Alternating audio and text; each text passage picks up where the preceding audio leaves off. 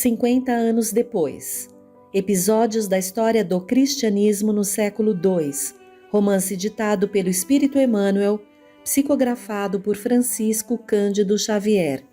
Segunda parte do livro, capítulo 5, O Caminho Expiatório. Enquanto Célia cumpre a sua missão de caridade à luz do Evangelho, voltemos a Roma, onde vamos encontrar as nossas antigas personagens.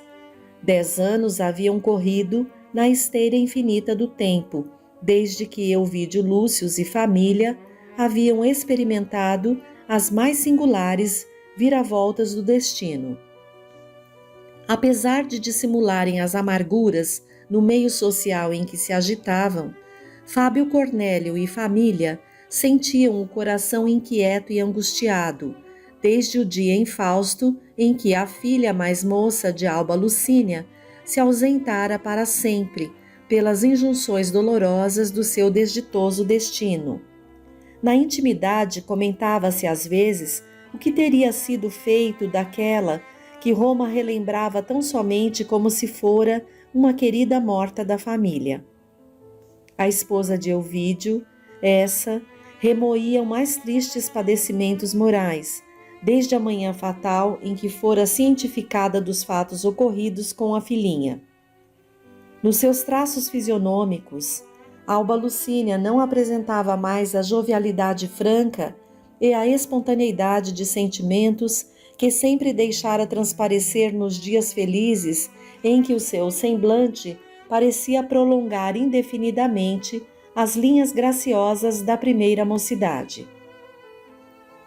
Os tormentos íntimos fincavam-lhe as faces numa expressão de angústia recalcada. Nos olhos tristes parecia vagar um fantasma de desconfiança que a perseguia por toda a parte. Os primeiros cabelos brancos, filhos do seu espírito atormentado, figuravam-lhe na fronte com dolorosa moldura da sua virtude sofredora e desolada.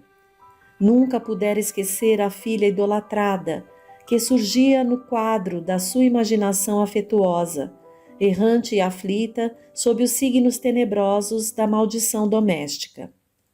Por muito que a sustentasse a palavra amiga e carinhosa do esposo, que tudo fazia por manter inflexível a sua fibra corajosa e resoluta, moldada nos princípios rígidos da família romana, a pobre senhora parecia sofrer indefinidamente, como se uma enfermidade misteriosa a conduzisse traiçoeiramente para as sombras do túmulo. De nada valiam as festas da corte, os espetáculos, os lugares de honra nos teatros ou nos divertimentos públicos. Elvídio Lúcio, se bem fizesse o possível por ocultar as próprias mágoas, buscava levantar em vão o ânimo abatido da companheira. Como pai, sentia muitas vezes o coração torturado e aflito, mas procurava fugir ao seu próprio íntimo, tentando distrair-se no turbilhão das suas atividades políticas e nas festas sociais, onde comparecia habitualmente, levado pela necessidade de escapar às meditações solitárias, nas quais o coração paterno mantinha os mais acerbos diálogos com a razão preconceituosa do mundo. Assim, sofria intensamente, entre a indecisão e a saudade, a energia e o arrependimento. Muitas mudanças se haviam operado em Roma, desde o evento doloroso que lhe mergulhara a família em sombras espessas. Hélio Adriano, após muitos anos de injustiça e crueldade, desde que transferira a corte para Tibur, havia partido para o além, deixando o império nas mãos generosas de Antonino, cujo governo se caracterizava pelos feitos de concórdia e de paz, na melhor distribuição de justiça e de tolerância. O novo imperador, contudo, conservava Fábio Cornélio como um dos melhores auxiliares da sua administração liberal e sábia. Ao antigo censor agradava sobremaneira essa prova da confiança imperial, salientando-se que, na sua velhice decidida e experimentada, mantinha-se em posição de franca ascendência perante os próprios senadores e outros homens do Estado, obrigados a lhe ouvirem as opiniões e pareceres. Um homem havia que crescera muito na confiança do antigo censor, tornando-se o seu agente ideal em todos os serviços. Era Silano. Satisfeito por cumprir uma recomendação afetuosa do seu velho amigo em outros tempos, Fábio Cornélio fizera do antigo combatente das Galhas um oficial inteligente e culto a quem prestavam o máximo de honrarias. Silano representava de algum modo a sua força de outra época, quando a senectude não se aproximava, obrigando o organismo ao mínimo de aventuras. Para o velho censor, o antigo recomendado de Cneio Lúcio era quase um filho, em cuja virilidade poderosa sentia ele o prolongamento de suas energias. Em todas as empresas, ambos se encontravam sempre juntos para a execução de todas as ordens privadas de César, criando-se entre os seus espíritos a mais elevada atmosfera de afinidade e confiança. Ao lado das nossas personagens, havia uma que se fechara em profundo enigma. Era Cláudia Sabina. Desde a morte de Adriano, fora relegada ao ostracismo social, recolhendo-se de novo ao anonimato da plebe, de onde emergira para as mais altas camadas do império. De suas aventuras, ficara-lhe a fortuna monetária que lhe permitia residir onde lhe aprouvesse, com todas as comodidades do tempo. Desgostosa, porém, com o retraimento absoluto das amizades espetaculosas dos bons tempos de prestígio social, adquirira pequena chácara nos arredores de Roma, num modesto subúrbio entre as vias Salária e Nomentana, onde passou a viver entregue às suas dolorosas recordações. Não faltavam boatos acerca de suas atividades novas e algumas de suas mais antigas relações chegavam a afiançar que a viúva de Lólio Úrbico começava a entregar-se às práticas cristãs nas catacumbas, esquecendo o passado de loucuras e desvios. Na verdade, Cláudia Sabina tivera os primeiros contatos com a religião do crucificado, mas sentia o coração assaz intoxicado de ódio para identificar-se com os postulados de amor e singeleza. Decorridos 10 anos, não conseguira saber o resultado real da tragédia que a armara na esteira do seu destino. Vivera com a terrível preocupação de reconquistar o homem amado, ainda que para isso tivesse de movimentar todos os bastidores do crime. Seus planos haviam fracassado. Sem o apoio de outros tempos, quando o prestígio do marido lhe propiciava uma turba de aduladores e de servos, nada conseguira, nem mesmo a palavra de Atéria, que, amparada por Euvídio, retirara-se para o seu sítio de Benevento, onde passou a viver na companhia dos filhos, com a máxima prudência necessária à própria segurança. Cláudia Sabina encontrara algum conforto para o remorso que lhe mordia a alma, mas não poderia nunca, a seu ver, conciliar o ódio e o seu orgulho inflexíveis com a exemplificação daquele Jesus crucificado e humilde, que prescrevera a humildade e o amor como fulcro de todas as venturas terrenas. Debalde ouvira os pregadores cristãos das assembleias a que comparecera com a sua curiosidade sôfrega. As teorias de tolerância e penitência não encontraram eco no seu espírito intoxicado. E sentindo-se desamparada no íntimo, com as penosas recordações do passado criminoso, a antiga plebeia julgava-se folha solta, ao sabor dos ventos impetuosos. De quando em quando, entretanto, assaltava-a o pavor da morte e do além desconhecido. Desejava uma fé para o coração exausto das paixões do mundo. Mas, se de um lado estavam os antigos deuses, que lhe não satisfaziam ao raciocínio, do outro estava aquele Jesus imaculado e santo, inacessível aos seus anseios tristes e odiosos. Por vezes, lágrimas amargas aljofrajavam-lhe os olhos escuros e, contudo, bem percebia que aquelas lágrimas não eram de purificação, mas de desespero irremediável e profundo. Carregando no íntimo o esquife pesado dos sonhos mortos, Cláudia Sabina penetrava no crepúsculo da vida, qual náufrago cansado de lutar com as ondas de um mar tormentoso, sem a esperança de um porto, na desesperação do seu orgulho e do seu ódio nefandos. O ano de 145 corria calmo, com as mesmas recordações amargas dos nossos amigos, quando alguém, nas primeiras horas da manhã de um soberbo dia de primavera, batia à porta de Elvídio com singular insistência. Era a Atéria, que em singulares condições de magreza e abatimento foi levada ao interior da casa e recebida por Alba Lucínia com simpatia e agrado. A antiga serva parecia extremamente aflita e perturbada, mas expunha com clareza os seus pensamentos. Solicitou à antiga patroa a presença de seu pai e do esposo, a fim de explanar um assunto grave. A consorte de Elvídio conjecturou que a mulher desejava falar particularmente de um assunto de ordem material que a interessasse em Benavento. Diante de tanta insistência, chamou o velho censor, que desde a morte de Júlia passara a residir em sua companhia, convidando igualmente o esposo a atender à solicitação de Atéria, que lhes granjeara desde o drama de Célia singular consideração e especial estima. Com espanto dos três, a serva pedia um compartimento reservado, de modo a tratar livremente do assunto.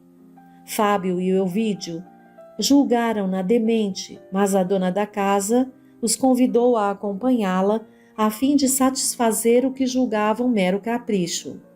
Reunidos num gracioso cubículo, junto do tablino, Atéria falou nervosamente, com intensa palidez no semblante. Venho aqui fazer uma confissão dolorosa e terrível, e não sei como devo expor meus crimes de outrora. Hoje sou cristã, e perante Jesus preciso esclarecer aos que me dispensaram no passado uma estima dedicada e sincera. Então, perguntou Elvídio, julgando-a sob a influência de uma perturbação mental, és hoje cristã?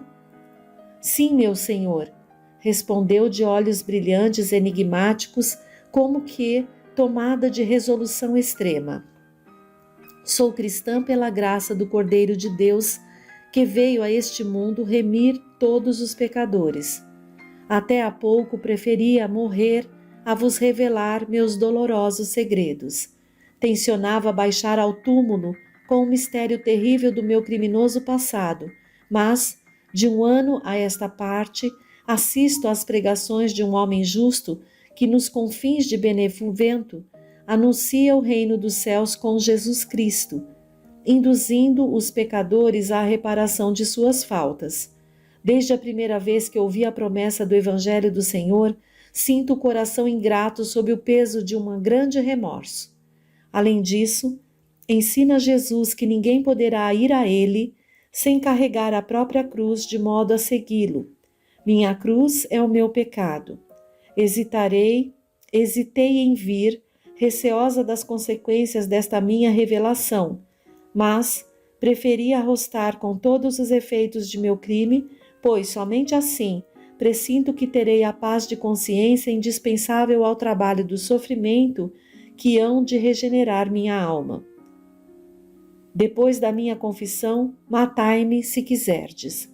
Submetei-me ao sacrifício, ordenai a minha morte. Isso aliviará de algum modo a minha consciência denegrida. No alto, aquele Jesus amado que prometeu auxílio sacrossanto a todos os cultivadores da verdade, levará em conta o meu arrependimento e dará consolo às minhas mágoas, concedendo-me os meios para redimir-me com a sua misericórdia. Então, Ante a perplexidade dos três, Atéria começou a desdobrar o drama sinistro da sua vida. Narrou os primeiros encontros com Cláudia Sabina, suas combinações, a vida particular de Lólio Úrbico, o plano sinistro para inutilizar a Alba Lucínia no conceito da família e da sociedade romana, a ação de Plotina e o epílogo do trágico projeto que terminou com o sacrifício de Célia, cuja lembrança lhe embargava a voz numa torrente de lágrimas em recordando a sua bondade, a sua candura, o seu sacrifício. Narrativa longa, dolorosa. Por mais de 2 horas, prendeu a atenção de Fábio Cornélio e dos seus, que a escutavam estupefatos. Ouvindo-a e considerando os pormenores da confissão, Alba Lucínia sentiu o sangue gelar-se-lhe nas veias, tomada de singular angústia. Euvídio tinha o peito opresso, sufocado, tentando em vão dizer uma palavra. Somente o censor, na sua inflexibilidade terrível e orgulhosa, mantinha-se firme, embora evidenciando o pavor íntimo, com uma expressão desesperada a dominar-lhe o rosto. Desgraçada, murmurou Fábio Cornélio com grande esforço. Até onde nos conduziste com a tua ambição desprezível e mesquinha? Criminosa, bruxa maldita, como não temeste o peso de nossas mãos? Sua voz, porém, parecia igualmente asfixiada pela mesma emoção que empolgara os filhos. Vingar-me-ei de todos, gritou o velho censor com a voz estrangulada. Nesse instante, Atéria ajoelhou a seus pés e murmurou: Fazei de mim o que quiserdes. Depois de me haver confessado, a morte me será um doce alívio. Pois morrerás, infame criatura, disse o censor, desembainhando um punhal que reluziu à claridade do sol através de uma janela alta e estreita. Mas, quando a destra parecia prestes a descer, Alba Lucínia, como que impelida por misteriosa força, deteve o braço paterno, exclamando: Para trás, meu pai, cesse para sempre a tragédia em nossos destinos. Que adianta mais um crime? Mas, ao passo que Fábio Cornélio cedia, atônito, marmórea palidez se estendia ao rosto da desventurada senhora, que tombou redondamente no tapete sob o olhar angustiado do marido, presuroso no acudi-la. Lançando então um olhar de fundo desprezo à Atéria, que auxiliava o tribuno a acomodar-se à senhora num largo divã, o velho censor acentuou: Coragem, Euvídio. Vou chamar um médico imediatamente. Deixemos essa maldita bruxa entregue à sua sorte, mas hoje mesmo mandarei eliminar a infame que nos envenenou a vida para sempre.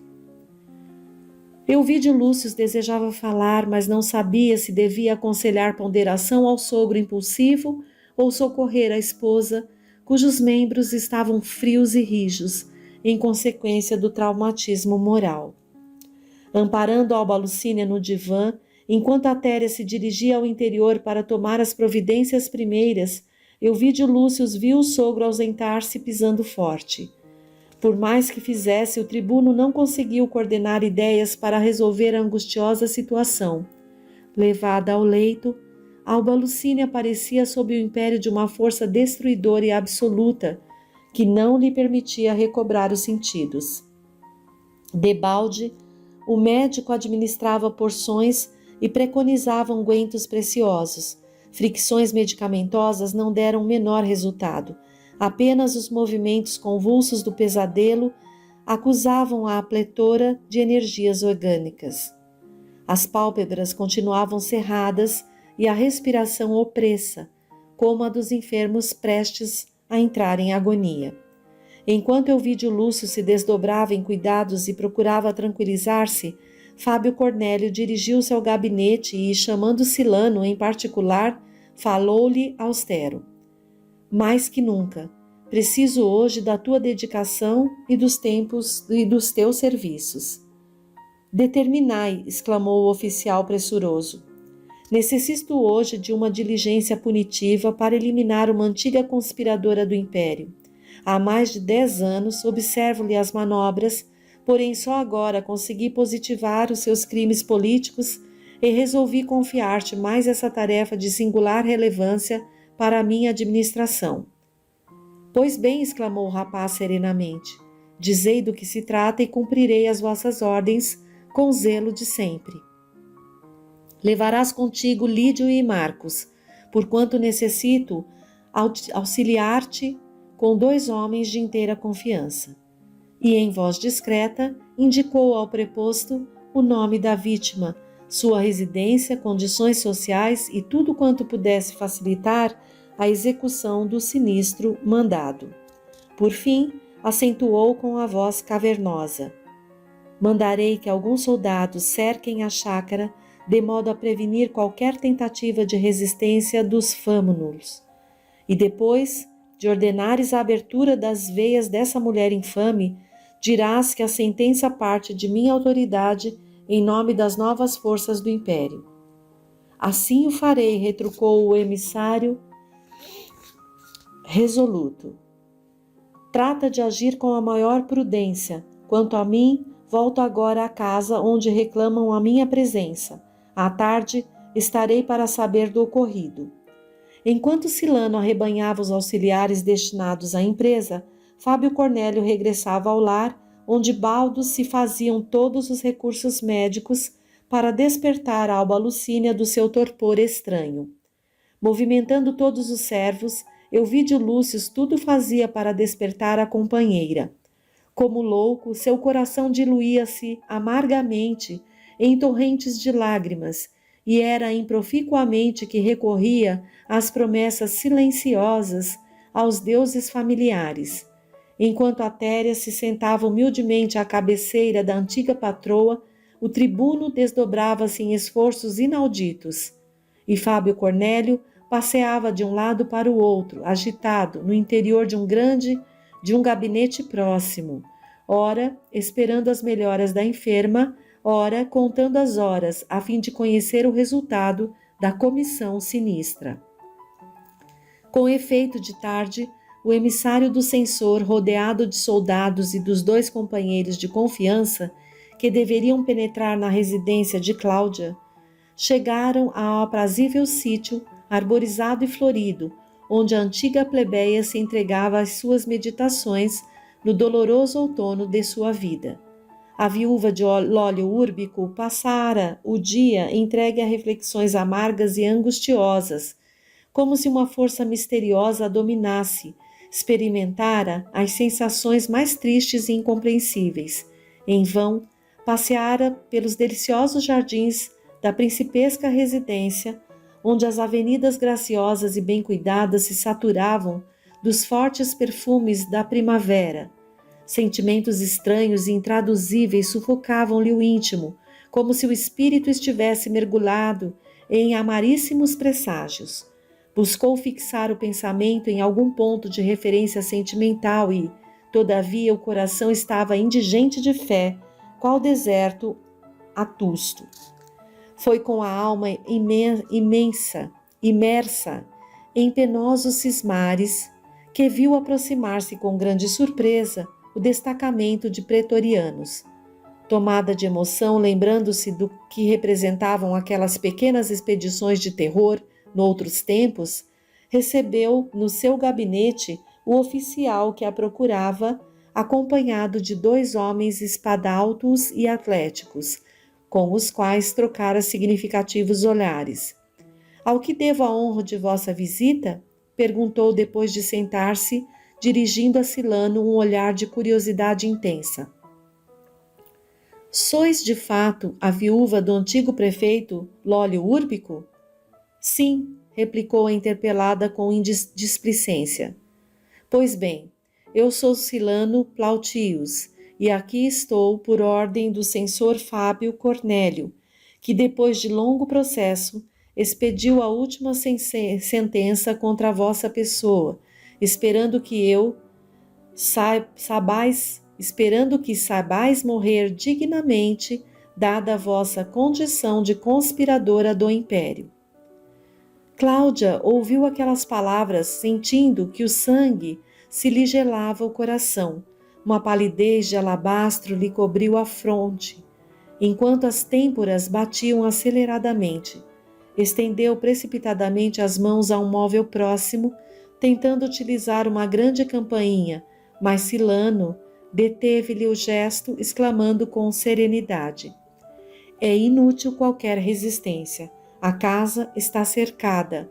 Recomendai aos deuses os vossos últimos pensamentos. A esse tempo, obedecendo aos sinais convencionais, Lídio e Marcos, dois gigantes, avançavam para Cláudia Sabina, que mal se levantara cambaleante. Enquanto o primeiro a amordaçava impiedosamente, o segundo avançou, cortando-lhe os pulsos com uma lâmina acerada. Cláudia, todavia, sentindo o horror da situação irremediável, entregava-se aos verdugos sem resistência, endereçando, porém, a Silano um olhar inesquecível.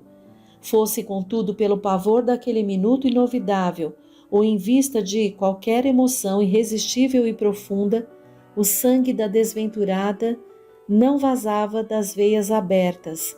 Dir-se-ia que a abrasadora emoção sacudia todas as suas forças psíquicas, contrariando as leis comuns das energias orgânicas. Ante o fato insólito e raramente observado nas sentenças daquela natureza, e observando o olhar angustioso e insistente que a vítima lhe dirigia como a suplicar-lhe que a ouvisse, o oficial ordenou que Lídio sustasse o amordaçamento a fim de que a condenada pudesse fazer as suas recomendações e morresse tranquila. Aliviada do arroxo, Cláudia Sabina exclamou em voz soturna: Silano Plautius, meu sangue se recusa a vazar antes de te confesse todas as peripécias da minha vida. Afasta os teus homens desse gabinete e nada temas de uma mulher indefesa e moribunda.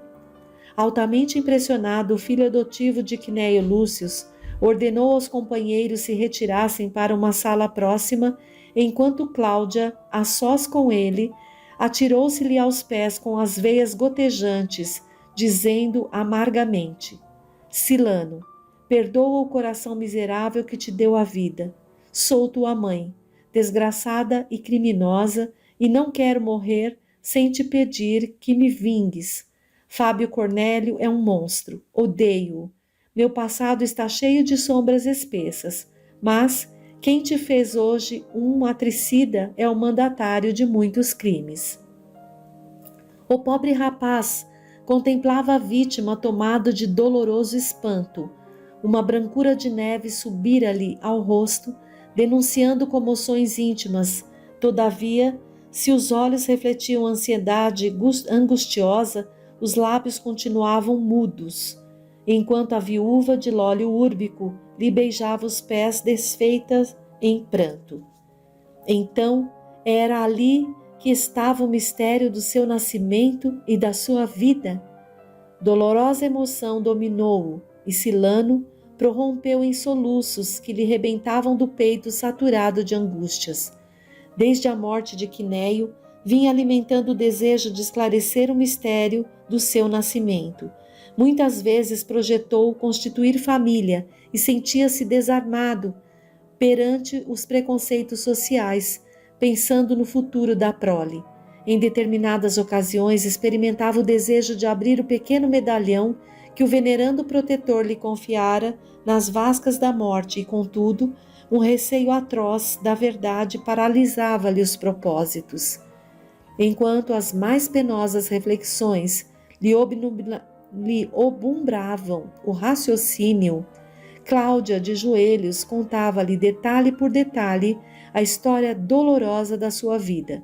Estarrecido ante aquelas verdades pronunciadas por uma voz que se abeirava do túmulo, Silano inteirava-se das suas primeiras aventuras amorosas, do seu encontro com Ovídio Lúcius, dos tumultos aventurosos da vida mundana, da sua incerteza quanto à paternidade legítima e da resolução de confiá-lo a Quinéios, onde sabia existir a mais carinhosa dedicação pelo nome de Ovídio. circunstância que garantiria ao enjeitado um ditoso porvir, dos golpes da sorte posterior, desposando um homem de Estado, de suas combinações com Fábio Cornélio em tempos idos para a execução de sentenças iníquas no seio da sociedade romana, omitindo, porém, o drama terrível de sua vida em relação a Alba Lucínia. Sentindo que a eminência da morte agravava o ódio pelo censor que a determinara e por sua família, Cláudia Sabina, dando curso aos derradeiros desvios da sua alma, deixou transparecer que a morte de Lólio Úrbico, misteriosa e inesperada, fora obra de Fábio Cornélio e seus sequazes, ávidos de sangue, a fim de acarretarem a sua ruína. Nos últimos instantes, levada pelo negrume do seu ódio tigrino, não vacilara em arquitetar o derradeiro castelo de calúnias e mentiras, para levar desolação à família detestada. Aquelas terríveis confidências soavam aos ouvidos do oficial como um clamor de vinganças que reivindicassem desforços supremos. Todavia, em consciência não lhe bastavam apenas as emoções para identificar a verdade. Necessitava de alguma coisa que lhe falasse a razão. Continua.